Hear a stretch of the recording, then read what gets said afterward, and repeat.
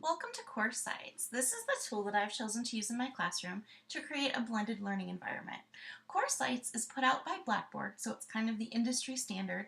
I always tell my students that as they're using CourseSites in my class, if they ever choose to take an online class in the future, whether it be in high school or in college, they'll kind of know what the format is because Blackboard tends to be the standard in the industry right now.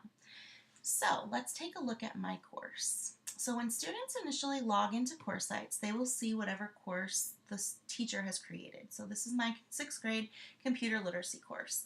I have it set up so that when students initially log in, they automatically see the announcements. So as you can see as I scroll through here, the students are limited to the announcements that they can see. I only show the most current announcement and then any other important information, which as of right now, that's just the initial welcome announcement.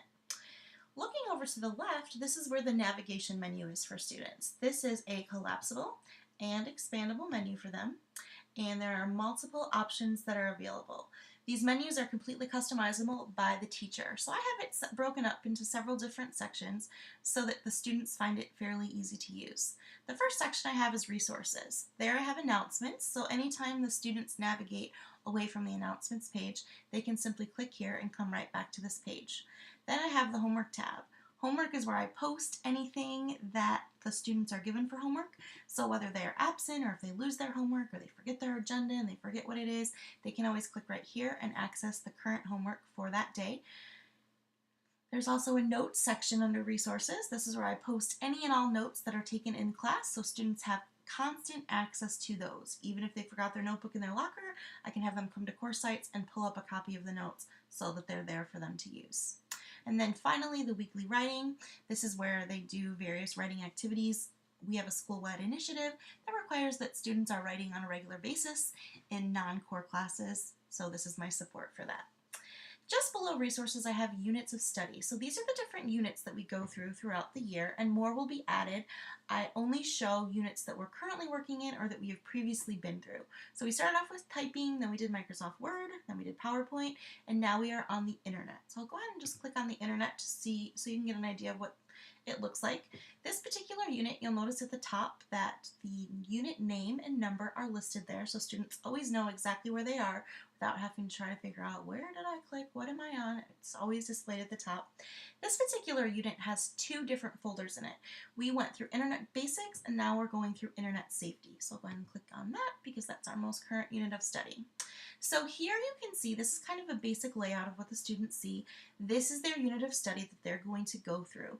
And we do both synchronous and asynchronous learning. Usually the synchronous learning includes things like notes or me guiding them through something, but the asynchronous learning all takes place online and through CourseSites. So these are all activities that are spelled out for students.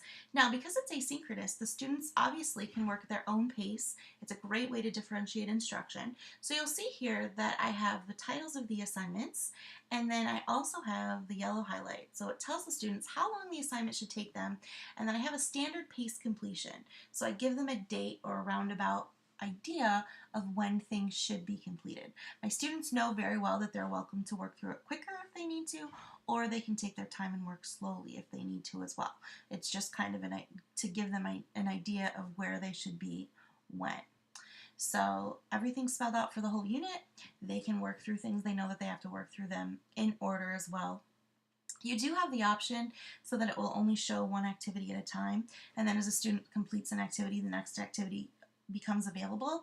Sometimes that works if students aren't very well trained, but I take a lot of time and train my students that they need to work in order and they need to pay attention to the things that they're doing. That way I feel like, it gives them a clear picture of everything that they're going to do during this unit of study.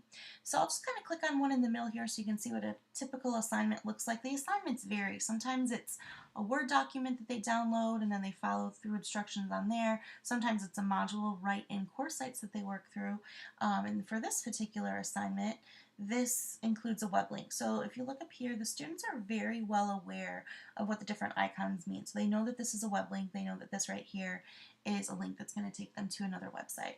So this particular assignment is for internet safety, and the students are going to use make-believe comics to create a comic strip demonstrating their knowledge of internet safety. So I have a little intro for the assignment here, the directions are here, and then I provide examples for the students as well down below. So that's just kind of what a typical assignment might look like. All right, back over to our menu over here. The next item on there is collaboration. The students do engage in discussions at least once a week. I encourage them to, I give them prompts and I encourage them to, talk about what we're learning and discuss it virtually with their classmates as well. So that's usually something that's completed from home. And then the very last thing that's on the menu is the class information. There's a Meet Miss BLAC, so I have a little bit of background information about myself up there, and then there's a help menu as well. You'll notice that down here there's a course management. This is only available for teachers, so because I'm logged in as myself, you see that, but the students would not see that. They would just see that shortened menu here. So that's a quick overview of CourseSites. It has worked really well in my classroom. It's been a very positive thing.